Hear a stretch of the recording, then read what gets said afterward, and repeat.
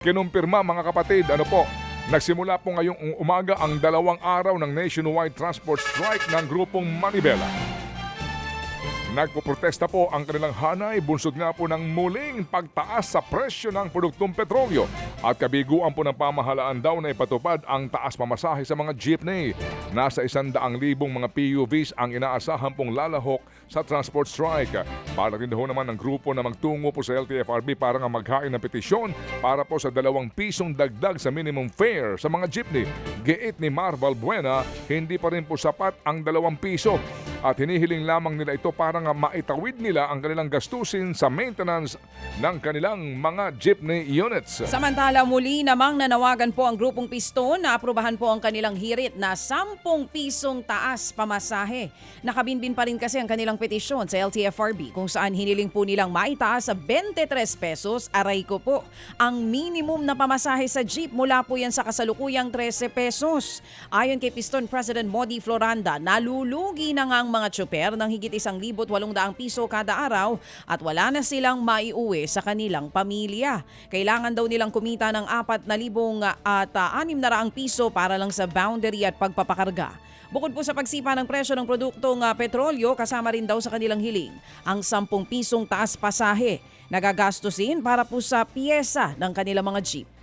Tuloy pa rin po naman ang pagpapatupad po ng 85 pisong minimum wage sa Metro Manila ayon sa Malacanang. Paliwanag po ni Atty. Claire Castro, wala ho naman daw kautusan si Pangulong Marcos D. Jr. na suspendihin ang naturang wage hike. Niliwanag po ng palasyo na tuloy pa rin ang wage hike sa gitna po ng panawagan ng ilang grupo na ito'y pansamantala munang suspendihin dahil posible nga itong mauwi sa tanggalan ng mga trabahador. Wala rin po naman daw nakarating na informasyon kung merong nga mga miyembro po ng pribadong sektor na nakikiusap na wag muna itong ipatupad. Nakatakda pong ipatupad sa July 25 ang unang tranche ng aumento na nasa 60 pesos kada araw. Samantala, kinumpirma ng Malacanang na hindi na po pagmamay-ari ng mga Villar ang Prime Water. Ay, ganon. Ayon po kay Palace Press Officer Undersecretary Attorney Claire Castro, opisyal na po itong naibenta. Ano kung gaganda ng serbisyo ng tubig? Naibenta na po ito sa Crystal Bridges na pagmamay-ari naman ni Lucio Co. Inaprubahan na rin daw ng Philippine Competition Commission ang pagbebenta sa nasabing kumpanya. Pagdating sa pananagutan ng mga nasa likod ng kumpanya noong inirereklamo ang pangit na serbisyo nito. Kailangan yung pangit na serbisyo. Tiniyak ng palasyo na pinag-aaralan ng mga legal remedies para mahabol ang mga dapat mapanagot. Ay kaya siguro, salamat, bababa na siguro yung presyo ng tubig namin. Hindi lang yun. Maliban dyan sa Prime Water na yan, meron pa silang mga ibang problema sa stock market.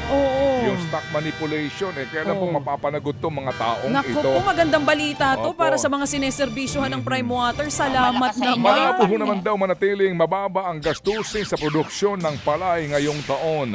Sa datos nga po ng Philippine Statistics Authority, bumaba ng 7.7% ang average na gastusin sa produksyon ng palay sa 55,000 per hektar noong pong 2025.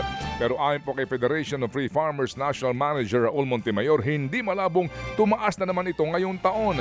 Ito nga po dahil sa pagtataas naman po ng presyo ng petrolyo at maging ng abono dahil nga pa rin po sa gera nga sa gitnang silangan at maging ang nagbabadyang epekto ng El Nino. Dagdag pa ni Montemayor, kahit na nga po daw bilyon-bilyon na ang ginagastos ng DA para po sa seeds, abono, makinarya at ilang pang kailangan namang magbubukid sa produksyon, na patuloy din pa ho sa 4.15 tons kada hektarya lamang ang ani nitong mga nagdaang taon. Mas mababa yan sa target po ng DA na 5 tonelada kada hektarya. Ayon kay Montemayor, baliwala lang daw ho ang mas murang produksyon kung nanatiling mahina ang ani ng mga pobreng magsasaka. Mga kapatid, patuloy po kayong tumutok sa 105.9 True FM para sa totoong balita, impormasyon, music and entertainment. Mag-subscribe sa aming YouTube channel at podcast at sundan nyo kami sa Facebook, Instagram, X at TikTok sa True Network PH. Bisitahin din po ang aming official website, truefm.ph. At panoorin din kami sa True TV Signal, Channel 19. Kami po ang 105.9 True FM. Laging true sa'yo, kapatid.